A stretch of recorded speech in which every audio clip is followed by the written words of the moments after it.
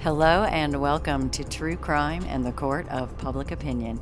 I'm Alexis Knight. This is the show where we don't just talk about the crime, we talk about the cover-up. We talk about what was left out, cut off, or buried before it ever reached you. Because justice doesn't always happen in court. Sometimes it happens right here, out loud, in public, with nothing left to hide behind. And today I want to tell you something you already know, but maybe haven't said it out loud yet. Some stories don't end. They fade. They don't resolve. They just sort of disappear. Not because the case is closed, not because the truth came out, that's for sure, but because someone somewhere decided the story was just too dangerous to keep talking about. If you're paying attention, you'll notice the moment it happens, the media backs off, the headlines stop updating, and the tone shifts from urgent to suddenly vague. And the public, well, they move on because they've been trained to. It's not an accident, it's a strategy.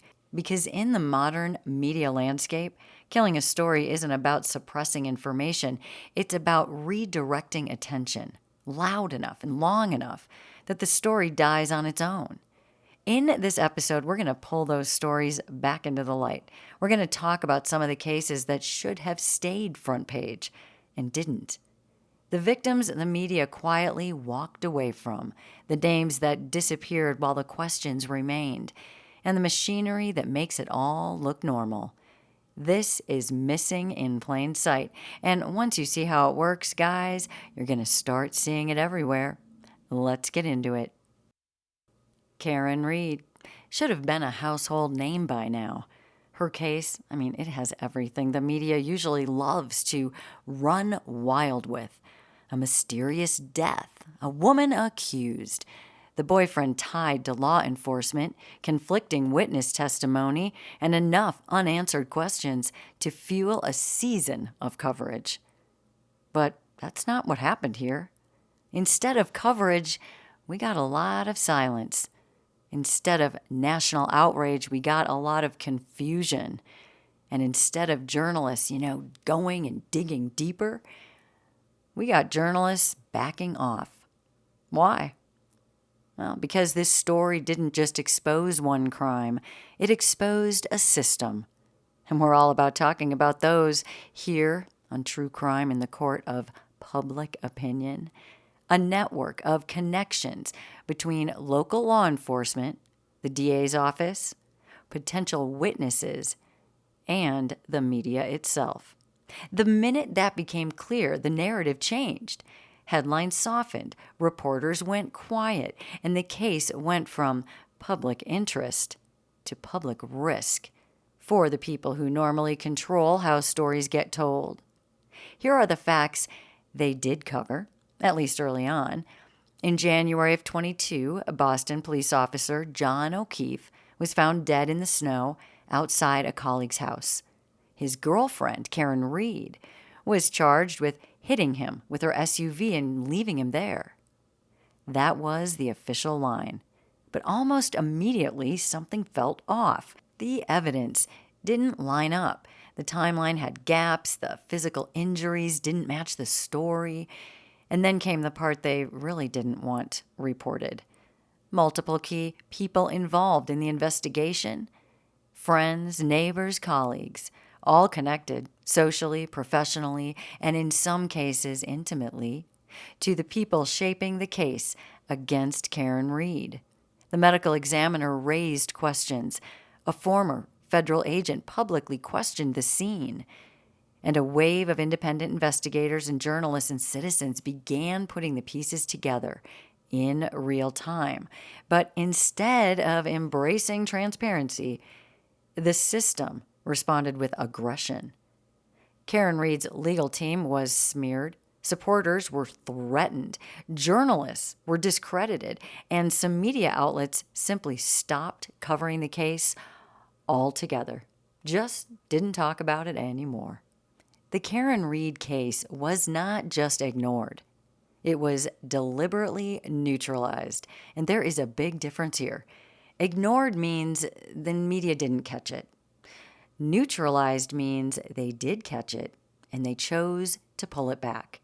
And the strategy wasn't subtle. First, discredit the messenger. Anyone who questioned the official version of events was labeled a conspiracy theorist. I mean, we hear conspiracy theorists so much. I mean, don't be numb to it. If they say it, it's probably something we want to look at. Reddit threads completely disappeared. Comment sections, they were completely shut down.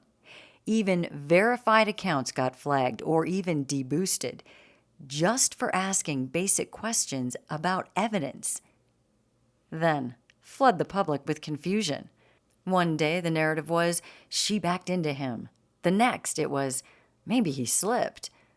No timeline, no reconstruction, just throwing noise at you. And meanwhile, the facts were buried. The autopsy noted injuries that did not match a hit and run. That was spun to you. A neighbor testified about seeing O'Keefe inside the house after the alleged impact. Did you hear about that? Phone data raised serious doubts about the sequence of events. No one's talking about it. Not on major media. It did not make media headlines, none of that stuff, because those facts did not serve the version of the story they want you to believe. Conspiracy theory? Come on. The deeper the public pushed, the more aggressive the system became. I mean, it happened right in front of you. Karen's defense team began receiving threats. Online supporters were doxxed and harassed. Even journalists who dared to dig in took the chance. They found themselves isolated by their own outlets. And not because they were wrong. It's because they were right too soon. When a story threatens not just a person, but an entire network of relationships and institutional power, the system doesn't just defend itself. It erases the narrative altogether. They don't kill the story with a bullet. They kill it with silence and random other things they throw at you. The Karen Read case, it's just one chapter in a much bigger story here, because this isn't the first time a victim's story was buried, and you know that, guys. You know that out there. Whatever happened to, oh, there was that big story about, what was everyone so upset about last week? Yeah, all that stuff, it's always gone the minute you remember. This has happened to us over and over again by the people that we're expecting to bring us the news about what's going on in our world, things that interest us. We've seen it happen with Shanquella Robinson, a young woman who died under suspicious circumstances while vacationing in Mexico with so-called friends. Her autopsy contradicted the alcohol poisoning excuse. A viral video showed her being attacked. And yet somehow her case just vanished from national headlines within weeks. No arrests, no media follow-up, no pressure from the same outlets that claim to care about women of color and international justice. Now, why is that? Well, because there was no clean resolution, and no one in power wanted to carry that burden. So, instead of being accountable to anything, let's just set that story aside. Everyone can just forget about it. I mean, the same thing happened with Epstein's flight logs. Remember those? Promised, teased, waited on for years, and then they throw you the ones that they already, those logs were from a long time ago. That had nothing to do with what we were asking for now. Okay? And when they finally dropped, all right, and everyone got excited, that's what I mean. It's released during a national holiday week, so no one's even going to look at the little tiny bit they gave you. There was no live coverage on this huge case, no investigations here, no follow-up interviews for us to watch, just silence and a quiet hope that the public wouldn't push any harder. Okay?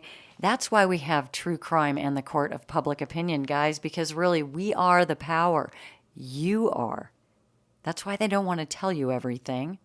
It's not conspiracy theory. This is what is happening in our world. We're getting sort of news, pieces of things they want to tell you, and silence. And the things we care about and what we want to be involved in, they're routing right out the door. And they don't disappear because they're unimportant. They disappear because they're too important to be allowed to breathe in our presence. And if you're thinking, well, maybe the media just forgot, ask yourself, have you ever seen them forget a story that was safe to print? A scandal with a clean villain and no legal risk? A crime that confirmed the narrative they have instead of challenging it? Yeah, they run with those. They don't forget, they prioritize. And once you understand how that prioritization works, you'll stop wondering why some victims never get justice. The system is not broken, okay? It's just protecting itself. It would be comforting to believe that stories disappear by accident, that they slip through the cracks, that journalists just move on when they don't have anything else to say about something. But that is not what is happening. Because again, there's a playbook, a pattern, a step-by-step guide for how to kill a story without ever getting caught doing it. The first step, shift the language. Take a clear crime and muddy it with some soft terms. For instance, alleged incident. Okay. Unconfirmed event. Possible misconduct. And we all get in an outrage about this stuff. Nothing happened in anything I just said. A homicide becomes a situation. A cover-up becomes a complicated investigation. Slowly, the public stops feeling any urgency about the things that should matter to them. And did matter to them, for that matter. But too bad. You don't get any more of that. Then comes the time delay, right? They stall everything. We see things like they'll trickle it down to us, The investigation is ongoing. We're waiting for full reports. It would be irresponsible to speculate. That's let's translate that to, I don't really want to say anything because we're just not going to talk about this anymore. The news cycle just moves forward without the story you were interested in. And it was breaking news, of course. All right, it pulled you right in. But no, nothing else. It's forgotten. And not because it ended, because it was strategically paused. And then step 3, of course, flood the feed. You have to drop other stories, throw in some celebrity drama, international headlines, a fresh new scandal, one with cleaner lines and less institutional risk. You don't erase the dangerous story. You just bury it under the noise. This is the same tactic used in major PR disasters and government failures, corporate cover-ups. It's not about disproving the story. It's about outpacing your attention span. And they're using your attention span for everything these days. You ever wonder why some headlines are updated 15 times in 2 days? And others, they never get touched again. It's not about interest. It's about permission. Who is allowed to be covered? Who is allowed to stay in the light? And when the wrong name or the wrong victim or the wrong set of questions happens to show up, they dim the lights, quiet the tone, change the channel. And then, what about this? All right, you don't see a story anymore, and you go looking for an update. It's a story that shook you, and you want to know more about it. But then it's like the internet doesn't even remember the whole thing happened. Has that ever happened to you? I know it has happened to a lot of you. The articles stop, the hashtags, they all go quiet. Even the search results, they feel scrubbed. The internet's weird these days anyways. And the worst part, it's not just that the coverage stops. It's that the confusion stays. Now, I talked about it. You're going to recognize it. You can't tell what's true. You don't know who to trust. And somewhere along the way, the facts got so twisted, you can't even tell what the story was anymore. Take Las Vegas, October 1st, 2017. Okay, this was the deadliest mass shooting in modern United States history. 60 people were killed. Hundreds were injured. Thousands were traumatized. A lone gunman, dozens of guns, a pile of questions that still have not been answered. Why were the windows broken on two sides of the hotel suite? Why did early eyewitnesses describe more than one shooter? Why were the surveillance tapes never released? And why, after all that horror, did the story just disappear from the news cycle in less than 2 weeks? No motive, no real closure, just silence. Or, and I mentioned, Shanquella Robinson. I mean, people watched her die on camera. The bruises, they heard the lies unravel. She was killed in Mexico. Her friends brought her body home. Authorities blamed alcohol poisoning until the autopsy said otherwise. There were calls for justice. Shanquella Robinson. Hashtags, protests. People really tried, but then nothing. No trial, no convictions, and barely a whisper from the press since. Remember Kanika Jenkins? The girl found dead in a hotel freezer at a party? Surveillance footage edited. Security guards vague. Timeline shredded. The entire internet was watching that case for days. And then it got labeled a tragic accident, and it quietly closed. What? No resolution. Just shrug emoji journalism, guys. You didn't forget these names. You were made to forget. You were pushed off the trail with bad headlines, lazy reporting, and emotional exhaustion. They didn't need to lie directly. They just needed to flood you with uncertainty until you just gave up. And that's the heart of this playbook. They don't erase the story. They bury it, and they do erase your ability to follow it because that's what they do. The trail's too hard. And not because you didn't care. It's because they made sure you could not tell what was real anymore. And what happens then? Well, then you no longer know what to ask. And just like that, the story goes away, and you go away. You're not going to bother anyone, ask any questions. No pressure from the public, and everyone can just go about their business. I mean, the moment something terrible happens, the headlines do explode, right? There's a rush of footage, news vans, tweets, outrage. People feel it. They care. They want to know what happened, who did it, why, and how to stop it from happening again, how to feel safe. But then the whole thing disappears, and not because the story's over, not because the answers were given, but because the people in charge of telling the story stopped telling it. And when that happens, something worse than forgetting sets in. There's confusion out there. There's frustration by people that were following the story. There's silence. Let's talk about Boulder, Colorado. All right, in 2021, there was that mass shooting inside a King Soopers grocery store. Do you remember? 10 people were murdered, randomly, brutally. One of them was Officer Eric Talley, a father of 7 who ran into the store trying to stop this whole mess. For a moment, Boulder was the center of the universe. Gun control debates lit up, like they always do, have you noticed? People mourned, they posted, they demanded action. But then within days, the story faded. No more deeper investigation, no long-term pressure, no real policy shift.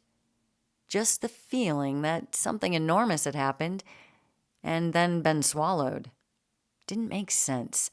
How does a shooting that horrific in broad daylight get flushed out of the conversation that fast? It gets buried. And the people who needed answers never got them. 4 years later, 2025, right now, Boulder's back in the headlines. Not that long ago, but this time something different. A peaceful pro-Israel march held in the heart of downtown. Families, children, and then suddenly a man shows up with Molotov cocktails and a makeshift flamethrower. He burns people alive. One of the victims is an 88-year-old Holocaust survivor. The attacker is arrested, charged, called a terrorist. For 2 or 3 days, it's national news. And then again, it disappears. Not because it wasn't real, but because once the narrative turned, once the attacker was labeled a foreign national, once the president started talking about it, the media suddenly dropped it. Just like that. No follow-ups, no in-depth coverage, no updates on the victims, just silence. And here's what that does to people. It makes you feel like you imagined caring about something. Maybe betrayed because you did care. Like the horror you felt must not have mattered then because no one kept telling the story. Where did this thing go that took all your energy that you really care about? That's the damage. The system doesn't just bury headlines, it buries the connection you had to what happened. So maybe we can make change, pressure for different policy, get where we want to get to. But instead, it just leaves people in emotional limbo until they finally forget. Nowhere to place the anger or grief. Absolutely nowhere for questions. And this is not a glitch. This is the strategy. By now, you've seen the pattern. A story breaks and people care. Questions pile up. And then there's that silence again. You've seen it happen to mass shootings, hate crimes, scandals, corruption, celebrity deaths, whistleblowers, trials that should have broken the system wide open. But the most important question isn't why did the story vanish? It's who's benefiting from your silence. What I say, when the story goes away, you go away. Who's benefiting from that? I mean, the people who bury these stories, they aren't just protecting reputations. They are protecting those narratives, their agendas. A version of reality that keeps you passive, a little overwhelmed, so you're always busy and absolutely disoriented. We don't need you worrying about any of the important stuff, so we'll just keep you confused. I mean, if you followed the truth all the way to the end, you'd start to see what they're really doing. That's why I'm here, because that's what I do. You would see these patterns between these cases, and you'd connect the money, the media, the politics, and the platforms. And you'd realize this is not just about journalism, it's about control. Forgetting is not an accident. It is a designed outcome. They give you the outrage, followed by complete exhaustion. They give you just enough facts so you feel informed, like you know something. But then they flood you with so much noise that you just don't know anymore. You say you don't care, but you did. You're just tired. You kind of forgot. And you're on to all the new things that are in your feed now. Let's face it, when the story becomes too inconvenient for their agenda, from their narrative, they let it rot in silence, because you don't matter. That's how they keep control. I mean, control the timeline, control the access, bury everything, and control what questions get asked and who gets to ask them. You don't need censorship when you have distraction. See how this is all pulled off? You don't even need to lie when you can confuse. You don't need to silence a population if you can just wear them down until they finally stop talking. I mean, look, guys, I could list buried stories all day long. I'm sure if you really thought hard, you could too, right? The stories we cared about that we just can't find, no one's talking about anymore, and it just happened. And I don't mean soft news, I mean major events. Lives are ruined, truth suppressed, people dying or dead, and somehow you never hear about the whole situation again. I'm going to remind you of a few more. Julian Assange, once called a hero for exposing crimes, now buried in legal limbo. Journalists afraid to even say his name. Seth Rich, murdered in D.C., called a botched robbery, except nothing was stolen. That's still unsolved. And Heche, drove into a house, was somehow awake on the stretcher, then declared brain dead. The footage, very strange. The coverage, gone. Epstein client list, again promised to us, fought for, trial concluded. No names released, no outrage left. Gabbie Petito turned into a TikTok crime circus. Millions of views, theories, sleuthing, and then forgotten like an algorithm glitch. After they ran with her life and story, how many times? Cecil Hotel, Eliza Lamb. A real woman's death turned into a Netflix scavenger hunt. She wasn't treated like a victim. She was treated like a puzzle. I mean, these are just 6. I could name 60. And what do they all have in common?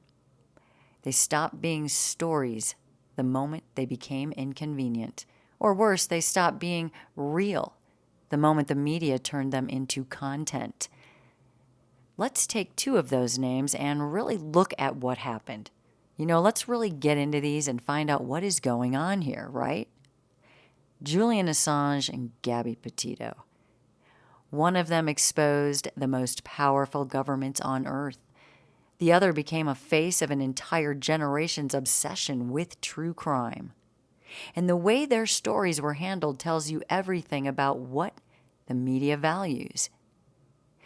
Julian Assange published proof of war crimes, actual footage, leaked documents, undeniable truth.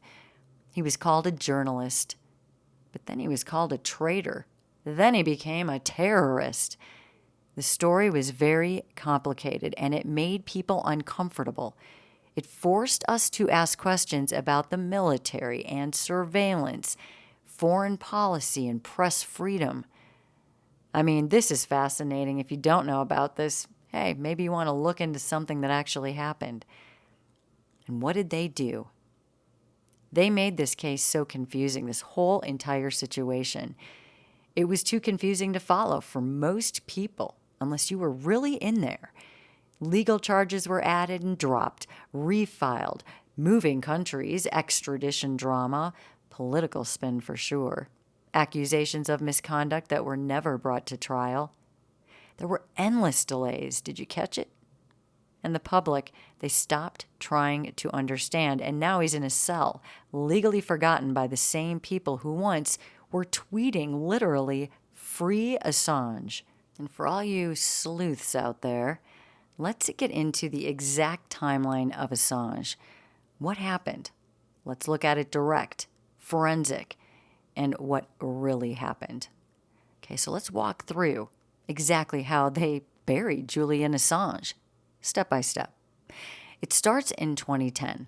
Assange and WikiLeaks dropped the collateral murder video, raw footage of U.S. military killing civilians and 2 journalists in Iraq. This happened. The video goes viral. There's no denying it. The media had no choice but to cover it. For a moment, he was a hero. Even Time magazine was calling him a revolutionary figure. And then came the pivot. In late 2010, months of these leaks, a rape allegation surfaced from Sweden. You notice how rape allegations and this stuff always shows up. It just pops up randomly in cases like this. It can be. This is true, but it always shows up after something's brewing, right? No charges were filed here. He was never tried for the rape. He was wanted for questioning. The headlines didn't say that to you. They said, "Hey, rape allegation," because it gets your attention. They said Assange wanted in Sweden for rape. That's not, "Hey, someone said it and we're not really going to file it." Nope, they just ran with that, full stop. Suddenly, the story is changed from he exposed war crimes, he's a hero, to he rapes women and he's hiding from justice. Just like that. There were no charges filed. The U.S. wasn't even involved in that story publicly yet, but the character hit had already landed. Assange wasn't a truth teller anymore. Oh no, he was the man dodging allegations. So when he fled to the Ecuadorian embassy in 2012, it looked guilty, even though legally it was to avoid extradition to the U.S. for publishing leaks that they didn't want the people to know about. The media never cleaned this up. From 2012 to 2016, the mainstream coverage narrowed. No more talk about the leaks. No context. Just Assange remains holed up in the Ecuadorian embassy. How mysterious. The public forgot all about what he'd actually done, leaking all that information for the public's benefit. Instead, he became a cartoon of himself, the guy hiding in an embassy for reasons no one really understood or remembered. In 2016, more hits. WikiLeaks publishes the DNC emails during the election. Game changer. Suddenly now he's accused of working with Russia. And again, no trial, no proof, all headlines. The playbook repeated. More allegations, more speculations, less fact. By the time they dragged him out of the embassy in 2019, the public had already been primed. This man was dangerous. He was shady, probably a Russian asset. And from there, his name was barely covered unless it was tied to legal fights or extradition. No one revisited the war crimes. No one replayed the original leaks. He was a hero, remember? They rewrote his identity step by step, and I'm giving you just, the zoomed out version. Step by step until the public couldn't even remember what he was known for, and all they could think of, he did something bad, he's hiding. That's it. That's all it takes. And now let's move on to Gabbie Petito. In the summer of 21, Gabbie Petito's name took over the internet. And not because she was missing. It's because she was marketable. She was young, blonde, Instagram ready. She was living the perfect road trip fantasy. Hashtag van life, boyfriend photographer, cross-country adventure. And when she disappeared, every piece of her brand became content. TikTok exploded with investigators. YouTube crime channels posted new theories every single day. Reddit threads tracked her Instagram captions like clues in a treasure hunt. And the media, they jumped in on the whole thing too. And not because they cared. Because this is a story that performed. News anchors repeated theories they pulled from Instagram reels. Talk shows ran segments with psychics. Influencers booked motel rooms just to recreate the timeline.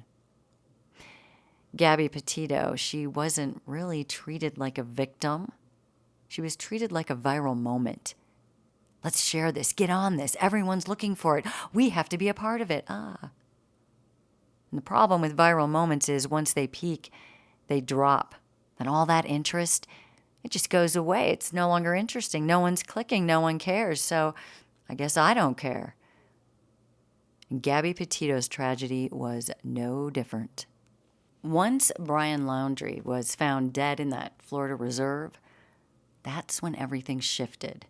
Because the narrative now had nowhere else to go, did it?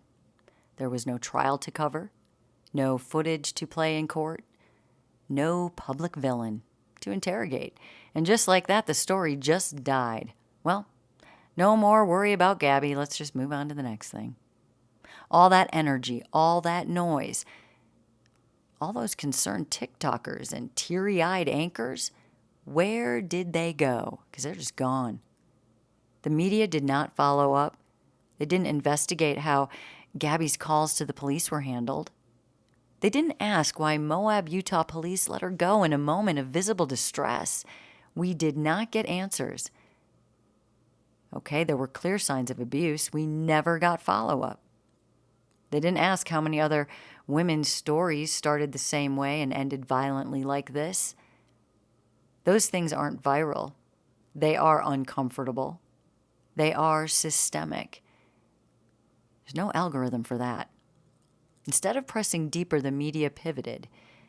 They ran documentaries that blurred facts, added drama. They used Gabbie's death as a template. Just another true crime beat. And her parents, they were left to push for justice on their own. They sued the Laundrie family. They sued law enforcement. They tried to build a foundation in Gabbie's name. Did you hear about any of those things? Because the media didn't cover it. That's just not exciting anymore. It's not going to go viral. That's work. And they don't do work when the cameras are off. This is what happens when a tragedy becomes content. When news becomes content. What you're being fed is content. Monetized, mimicked. And Gabbie, she was not the first here. She's not going to be the last, that's for sure. In this world that we're living in, some stories get buried and some get filmed, but both of them leave people behind. There are so many stories like this. Celebrities. Heche driving her car into a house, then the whole thing caught fire, and somehow she's filmed sitting upright in a body bag before declared brain dead. No more answers. Bob Saget. The reports of blunt trauma to the head, so severe it was compared to falling off a multi-story building. Ruled an accidental fall and no follow-up at all. Aaron Carter, found dead in a bathtub at only 34. Water in his lungs. No water in the tub. No follow-up. Matthew Perry drowned in a hot tub. Toxicology report. That kept changing. We know a lot about that. We don't know what exactly happened. I mean, these are celebrities, rich, famous, tracked, surveyed, and still, when the time comes for answers, the trail just ends. And if that happens to them, what chance do the rest of us have? I mean, if you really want to push something, good luck. And that's what this episode has been about. It's not that justice is slow, like we've been taught to just believe and not worry about it. It's that some stories were never meant to be finished. The longer you stay confused, the less power you have to, first of all, really know anything, ask questions, get involved in something that interests you so you can create change, make progress. Nope. The more you second guess your memory, the less likely you're going to follow up. So that takes care of that. And when the media walks away, you kind of start to wonder if you should too, right? I mean, where can you go if it's not being covered? You kind of move on to the next thing. It's all just happening like it's supposed to. But let me tell you something here. Really, you are not crazy for remembering. You're not a conspiracy theorist if you have questions about a story that's interesting. And you're not broken for caring about stories that the world sort of just pretended to move on from, right? They still matter. It's not your weakness. It's your strength. They bury the story. They bury your connection to it. They bury the silence under new noise, so you can't even go back and check. It's not journalism. It's erasure. And I'm not here for that. That's why we talk about what we talk about. I am Alexis Knight. You've been listening to True Crime and the Court of Public Opinion. We don't forget, we don't move on, and we don't stop asking what really happened long after the headlines have gone dark. Stay safe out there, guys. Ask the difficult questions and always demand the truth. Until next time.